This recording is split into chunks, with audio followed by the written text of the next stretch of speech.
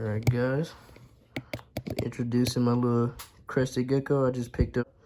I'm about to set this guy up in this 20-gallon hexagon tank. I'm gonna show you guys the process. Vulpus back with another video. When setting up my animals, I always like to take a look at the environment in which they come from. In this case, Crested Geckos come from the islands of New Caledonia, where they inhabit the subtropical forests. There they can be found living an arboreal lifestyle, or tree dwelling, where they can be found 3 to 13 feet off of the forest floor. To start off, we'll be adding the substrate. Here I'll be using Zilla's Jungle Mix. You want to make sure whichever soil you use is able to retain moisture and it's a layer thick enough to fully submerge plant roots. Since I won't be utilizing any special lighting for this setup, I chose plants that are able to thrive off of a low light situation. For Crested Geckos, I would recommend using broadleaf plants since they're able to sustain the gecko's weight. Now let's move on to the hardscape. Since we have the majority of our plants planted, we can now start adding things like branches and bark. The more branches and plants you use in your enclosure serve as an enrichment for your animal, giving it more surface area to explore. Adding more furnishings towards the top of your enclosure provides your animal with more opportunities to climb.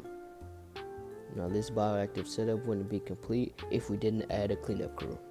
Adding isopods and springtails assists with breaking down organic matter like waste. One of the final steps is adding a layer of leaf litter. Leaf litter will assist with maintaining moisture levels in the tank as well as providing a microclimate for the cleanup crew to live in. This also gives our gecko the opportunity to forage. Hunting for feeder insects or members of the cleanup crew within the leaves is a natural behavior that gives your gecko enrichment within its setup. Alright, now that we got everything set up, it's time to add in our guy. Here we have Randall, my new Crested Gecko. Now for me, this is my favorite part of the whole process, getting to add in your animal and watch him explore his new home. Like most lizards, Crested Geckos are capable of creating small territories, meaning eventually he's going to learn every inch of this tank. So here we are, the final product. Since initial setup, I've added in more branches towards the back and a pothos plant on the ground. Randall already seems to be loving his new home. He even sleeps in the same spot in the pothos plant on a nightly basis. Now we can sit back and watch Randall explore his new digs.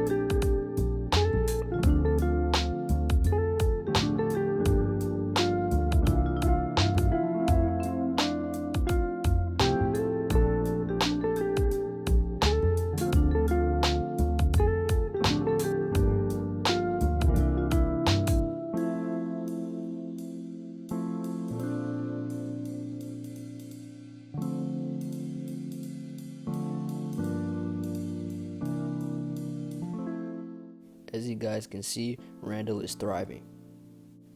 As keepers of these animals, I think it's important that we take a look at their natural environment and try mimicking that as close as we can in our captive situations. It's only going to make our animals feel more at home, leading to a more happy and longer life. If you guys enjoyed the video, don't forget to smash that like button and feel free to leave a comment. A share and a subscribe is much appreciated, especially if you hit that notifications bell so you don't miss the next time I upload.